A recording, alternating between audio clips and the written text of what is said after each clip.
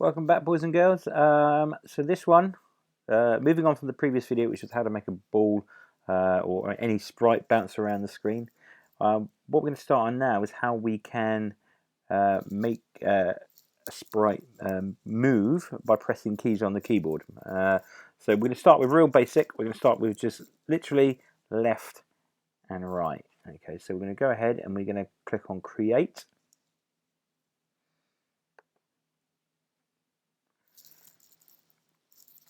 Now we have our Scratch Cat as a default. Now you can change that. I'll show you before how you can choose different sprites.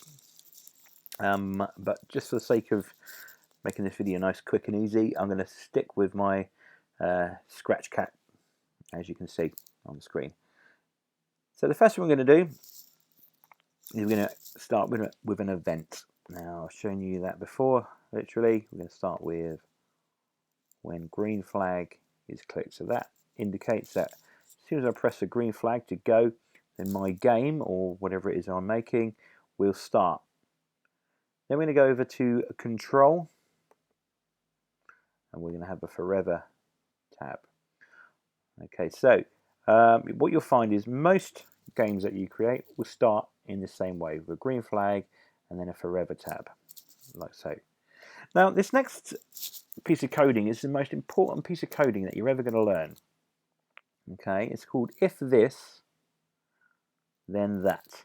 Okay, this is a well-known piece of computer coding that they use in real life when they're creating real games for Xbox and PlayStation and things like that. So if something, then something else happens. If this, then that. So if I drag my if this, then that, and stick it within my forever bracket. Now I'm going to need to do another one of those because we're going to have two different controls today. As I said, it's going to be left and it's going to be right. Okay, so he's going to move across this way and across this way by pressing two keys on the keyboard. So the next thing, we haven't done this yet, so we've got sensing.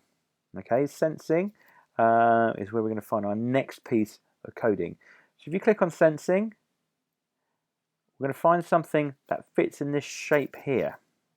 Okay, so as you can see, these ones are ones that will fit into this shape here. All right, so you could have if touching mouse pointer or if touching color blue, but I'm not going to do those. I'm going to go if space key is pressed. I'm going to drop it. Now you need to make sure the shape goes white here to show that it is in the right place. All right, I'll show you that again. As soon as the shape goes white, let go. There you are. Right, now we're going to make it move. So we're going to go to motion. Click on motion, and like we did in the previous video, we're going to go move 10 steps like this. So what should happen then, if I press my green flag and then I press space key, he's going to slide across the screen. I'm just going to drag him back. Show that again. So now it says if key space pressed, then move 10 steps. Again, if you wanted to move faster, you just need to increase the number here. Or if you wanted to use slower, and then you would do less steps. Okay. Now, I don't want to use spacebar. I want to use a different key. I want to use my arrow keys because that makes most sense. What you'll find is when you're controlling a game, the arrow keys is always a good bet to use, up, down, left, and right. Some people on their keyboard like to go A and S for left and right, and then if they want to go up and down, it'll be W and Z. Okay. Personally, I prefer to use just my arrow keys. So I'm going to click on this one, and I'm going to go when right arrow key is pressed. So now I'm going to press my right arrow key, and it moves across the screen. Nice and easy. Okay, for the next one, we're going to go the same thing again, but we're going to make them go back the other way. So we're going to go to sensing again, and we're going to pick our key. So it says space key by default, but what we're going to do is we're going to go to left arrow. We're going to go back to motion, and we're going to go move 10 steps again, but this time we're going to put it in a different place. Sorry, we're not going to put it in a different place, we're going to put it in the same place, but we are going to change it slightly. So if my cat moves 10 steps and then he moves to the right, if I want him to go back the other way, I simply have to take away 10 steps like that. So I've got two different keys, I've got two different commands. So one's right, move 10 steps, and left, take away 10 steps. So start with my green flag,